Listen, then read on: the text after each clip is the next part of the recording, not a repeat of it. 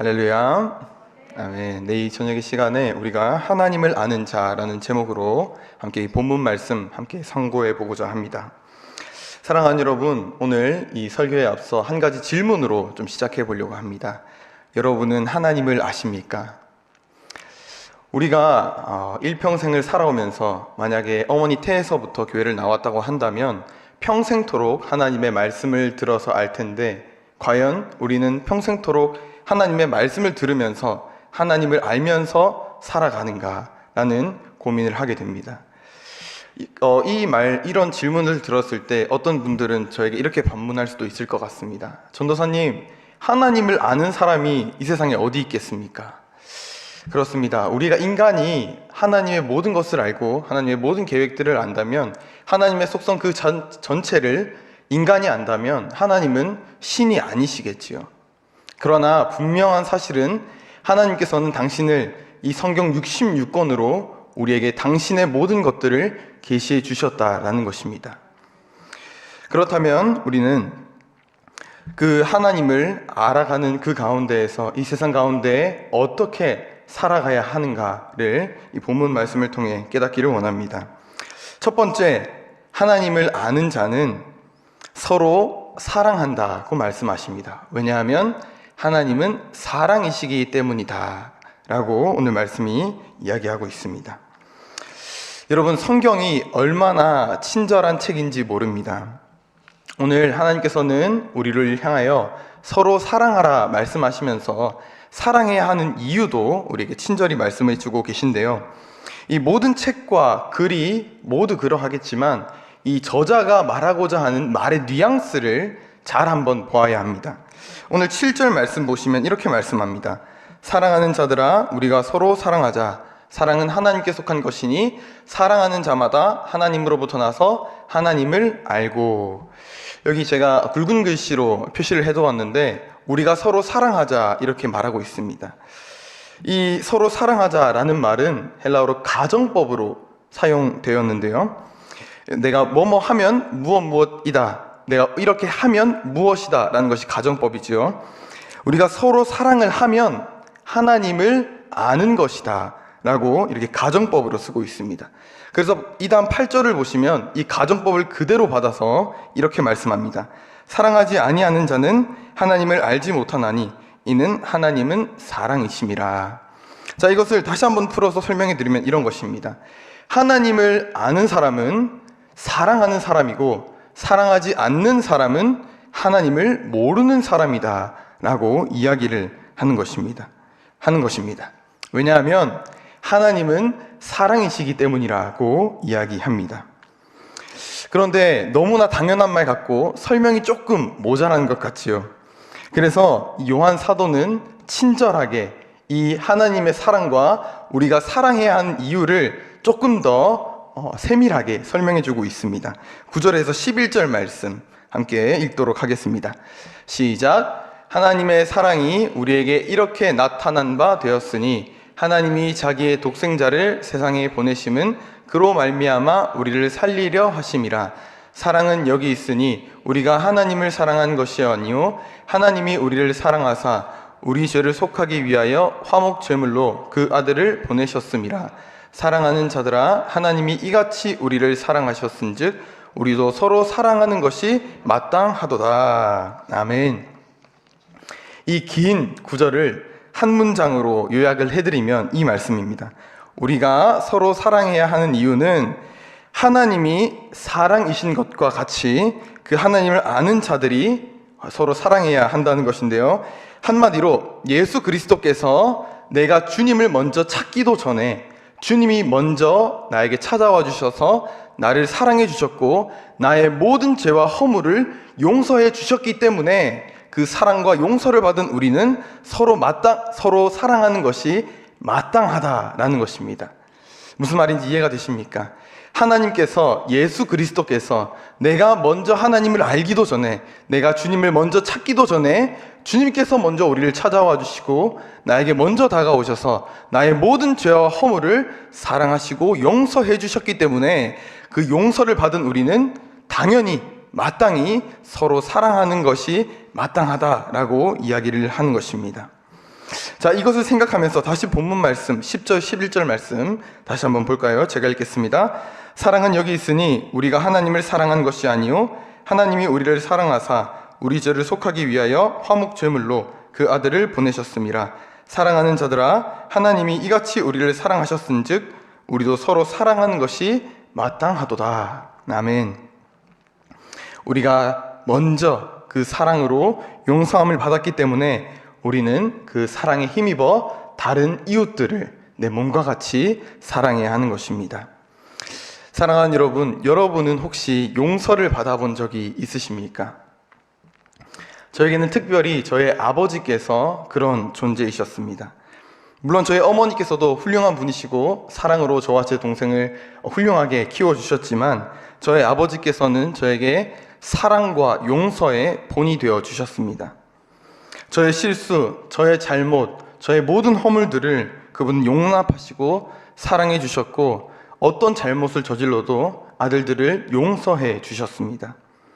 아들들에 관한 것이라면 열리를 제쳐두고서라도 아들의 편에 서주셨고 사랑해 주셨습니다. 사랑을 받아보고 용서를 받아보면 그것이 얼마나 감사하고 대단한 일인지를 깨닫게 됩니다. 끝없이 용서하시고 품에 안으시는 아버지를 보면 정말 존경스럽고 본받고 싶어지는 것이 아들의 마음이지요. 저희에게도 이렇게 끝없는 사랑으로 보듬어 주시고 용서해 주시는 분이 계십니다. 누구십니까? 바로 우리 아버지 하나님, 그리고 예수님, 성령님께서 늘 우리와 함께 하시며 내가 어떤 길로 가든지, 내가 어떤 하나님 앞에 죄를 짓든지 다시 하나님 품으로 돌아가면 하나님은 사랑한다 말씀하여 주시고 우리를 품에 안으시고 우리를 용서해 주십니다. 사랑하는 여러분, 혹 이런 분들 계실지 모르겠습니다. 나는 하나님께 그런 사랑을 받아본 적이 없어. 그러나 여러분, 사랑 받아본 적 없다 거짓말하지 마시기 바랍니다. 나는 하나님께 그런 사랑을 받아본 적이 없다 라고 말씀하신다면 그것은 스스로 거짓말하는 것이고 또한 하나님을 거짓말하는 자로 만드는 것입니다. 하나님은 이미 태초부터 여러분들을 보고 계셨으며 여러분들을 사랑하셨고 예수님이 당신을 위하여, 나를 위하여 저 십자가 고난을 당하시며 죽으셨습니다. 하나님은 이미 우리를 사랑하셨고 지금도 우리를 사랑하고 계시며 앞으로도 그 끊임없는 사랑으로 우리를 사랑해 주실 것입니다. 제가 방금 하나님과 예수님 그리고 성령님을 말씀드렸죠. 지금까지 하나님의 사랑 그리고 예수님의 사랑을 우리가 들었는데 그렇다면 성령님은 무엇을 하십니까? 자, 오늘 본문을 보시면 성령님도 등장합니다. 이 본문 가운데 삼위 하나님의 사랑을 우리에게 끝장내며 보여주고 있는데 12절부터 16절까지 성령님의 대해 말씀하고 있지만 우리가 12절을 함께 보도록 하겠습니다. 12절 말씀 함께 읽겠습니다. 시작. 어느 때나 하나님을 본 사람이 없으되 만일 우리가 서로 사랑하면 하나님이 우리 안에 거하시고 그의 사랑이 우리 안에 온전히 이루어지느니라. 아멘. 이 바로 다음 13절을 보시면 성령님이 등장하고 계신데 12절에도 이 말씀에도 성령님이 계시죠. 하나님이 우리 안에 거하시고 우리가 서로 사랑하면 하나님이 우리 안에 거하시는데 바로 성령 하나님께서 우리 안에 거하신다라는 것을 말씀하고 계십니다. 우리가 서로 사랑함으로 성령님을 통하여 내 속에서 그 사랑이 온전히 깨달아지게 될 때에 우리는 어떻게 되느냐? 내 말투가 달라지게 되고 내 행동이 달라지게 되고 내 표정이 달라지게 되고 내 태도가 달라지게 되는 것입니다. 혹 아시는 분들은 아실지 모르시겠지만 저에게 아주 어여쁜 짝지가 있습니다. 제 짝지하고 굉장히 사이가 좋은데 한 번씩 피곤하고 이러면 사람인지라 짜증도 내고 예민하고 이제 화도 내겠지요. 그런데 그 화를 내는 가운데 계속해서 감정이 격해지는 이유는 내가 지지 않겠다는 자존심 때문입니다. 그렇게 제가 예민하여져서 이 짝지에게 계속해서 화를 내고 계속 짜증을 내면 듣다가 여자친구가 제 손을 딱 잡으면서 이렇게 씩 웃으면서 한마디 합니다. 유성아, 그게 하나님 사랑이야? 그게 성경이 말하는 사랑이야? 라고 저에게 말합니다. 그렇게 되면 어떻게 하겠습니까? 하나님 말씀 앞에서 거꾸로지는 것이지요. 막 짜증나고 감정이 막 솟구쳐 오르다가도 그 말씀 앞에서 성경의 사랑은 이것이 아니지, 내가 먼저 죽는 것이 하나님 사랑이지 라는 것을 깨닫고 금세 기분이 풀어져서 또 함께 웃으면서 이야기를 하게 됩니다. 중요한 것은 이 화를 내고 감정적으로 대한다고 해서 서로가 이 사람은 나를 사랑하지 않는 것인가? 라고 생각하는 것은 아닙니다. 화를 내더라도 이 사람은 나를 사랑하고 있구나, 이 사람은 화를 내지만 그럼에도 불구하고 나를 사랑하고 있어, 사랑에 대한 것은 알고 있습니다. 그러나 화를 내거나 짜증을 내는 모습을 보면 어떻습니까? 이게 진짜 사랑하는 사람의 행동인가? 라는 의문점이 든다는 것입니다. 그렇기 때문에 하나님을 알게 된다면, 하나님을 안다면 우리의 행동이 달라지게 되어 있다는 것을 말씀드리고자 하는 것입니다. 하나님 사랑을 안다면 우리는 서로를 향하여서 비난하고 짜증내고 화를 내는 것이 아니라 서로 희생하면서 내가 먼저 죽고 그 사람을 올려주면서 그를 사랑하는 것이 하나님을 아는 사람의, 그리고 그 속에 성령님이 계신 사람들의 행동이 된다는 것입니다. 따라서 우리가 하나님을 안다는 것은 그의 그 놀라우신 하나님의 그 사랑을 안다는 것이고, 예수 십자가, 나를 위하여 지신 그 십자가를 아는 것이고, 성령의 내조하심으로 인하여서 그 십자가 지심과 우리를 위해 부활하신 이 모든 일련의 과정들과 하나님이 독생자를 버리신 그 사랑까지도 깨달으며 그 사랑을 본받기를 우리의 입으로 시인하는 이 모든 것을 의미합니다. 또한 그 사랑을 본받아서 내 이웃을 내 몸과 같이 사랑하는, 그 사랑을 행하는 그것입니다.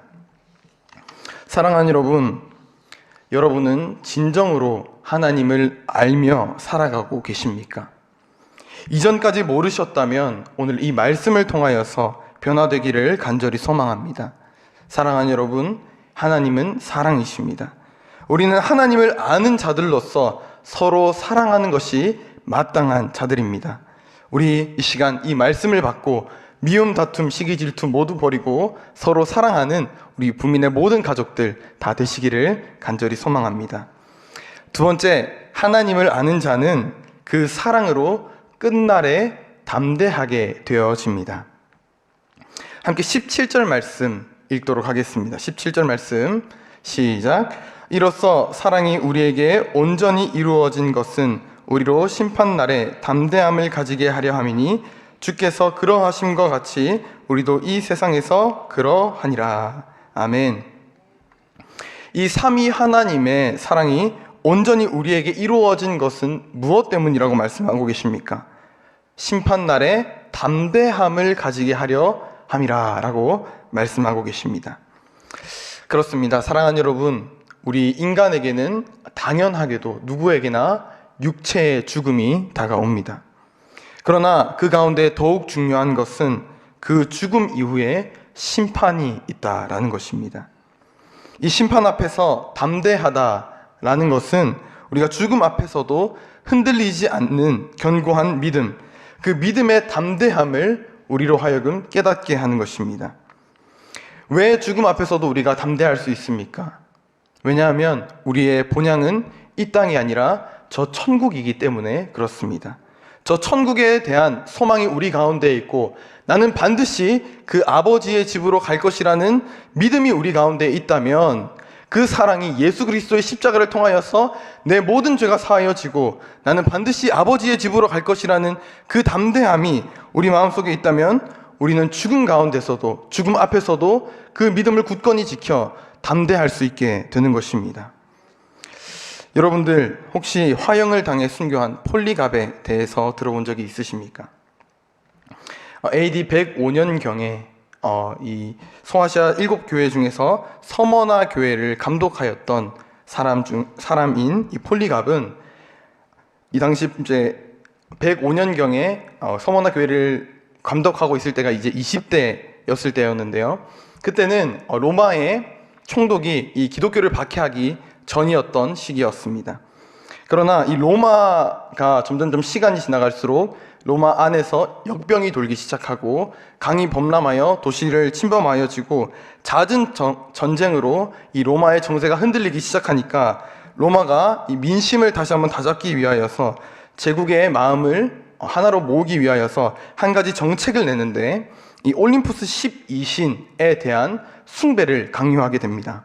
또한 로마의 황제 가이사를 신격화하여서 그를 주님, 하나님이 주님이 아니라 가이사가 주님이라고 받게 하며 그에게 경배하게 강요했습니다. 이때 이 운동을 반대했던 세력이 어떤 세력이겠습니까? 바로 이 로마 안에 있던 서머나 교회의 기독교인들이었습니다. 이 기독교인들을 로마는 국가의 뜻을 반역하는 반역자로 취급하고 그 기독교인들을 모두 잡아 반역죄로 처형하게 되는데요.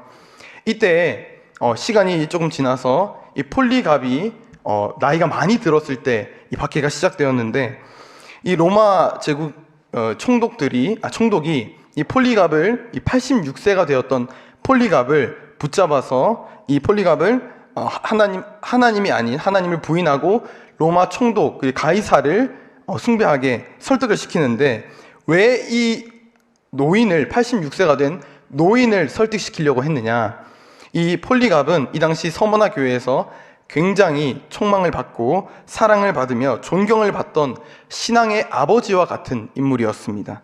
그래서 로마 총독이 생각하기를 이 폴리갑, 이 신앙의 아버지로 여겨지는 이 폴리갑만 넘어뜨리면 이 기독교인들이 고꾸라져서 모두 가이사에게 절을 하게 될 것이라고 생각했던 것입니다.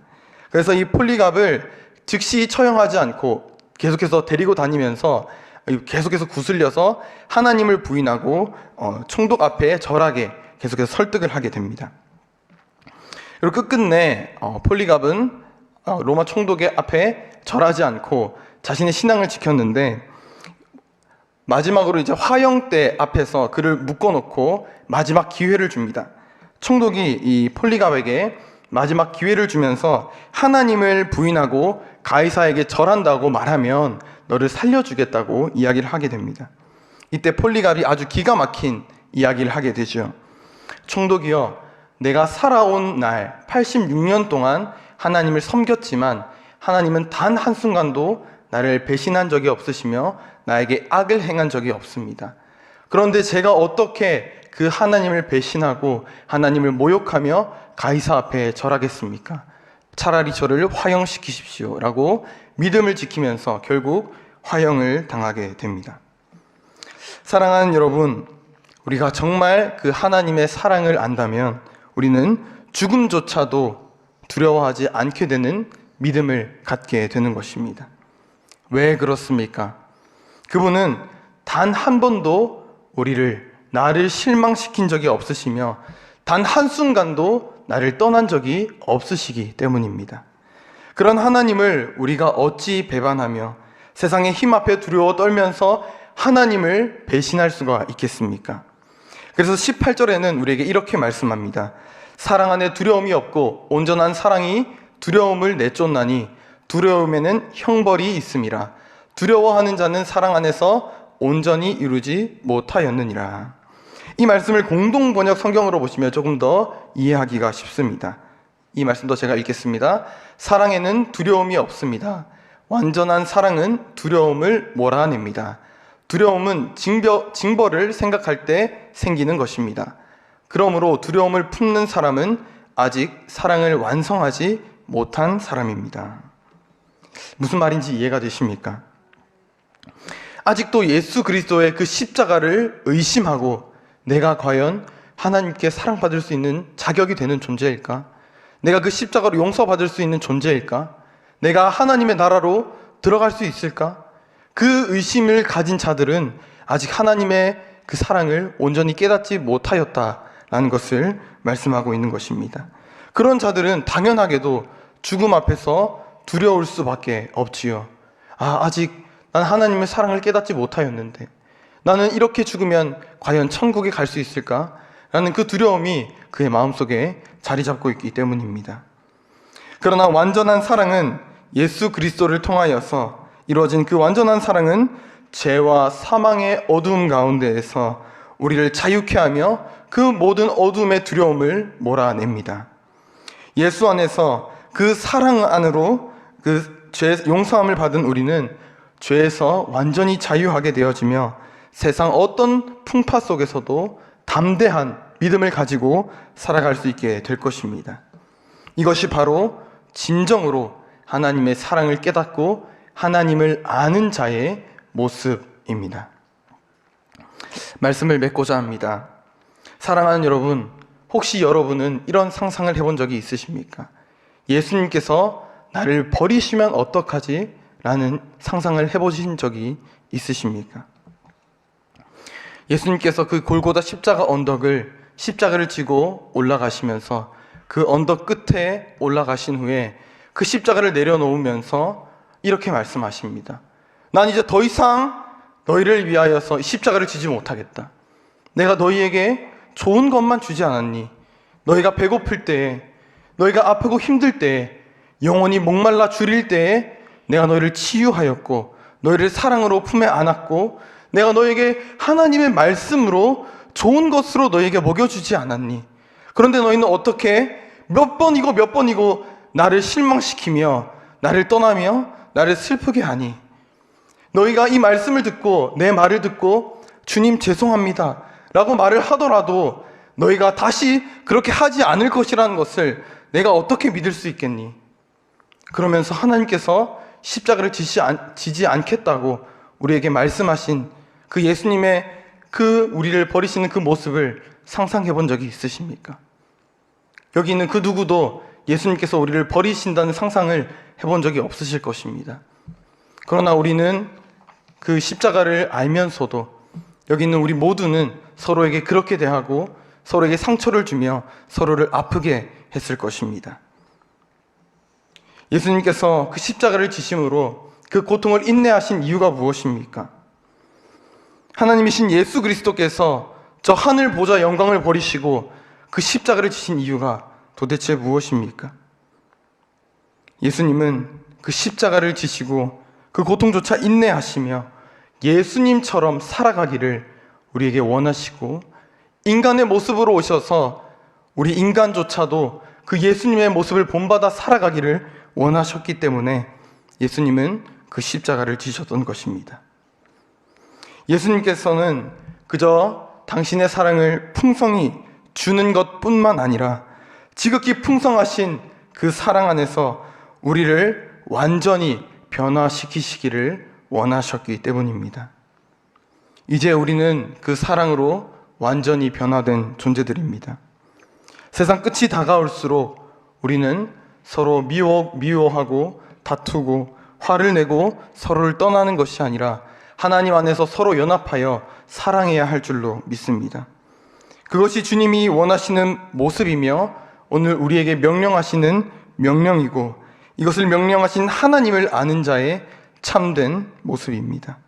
오늘들은 우리 이 말씀대로 세상 가운데에서 주의 사랑으로 이웃을 먼저 사랑하고 믿음 위에 굳건히 서서 세상을 넉넉히 이기며 살아가시는 저와 여러분 모두 되시기를 간절히 소망합니다.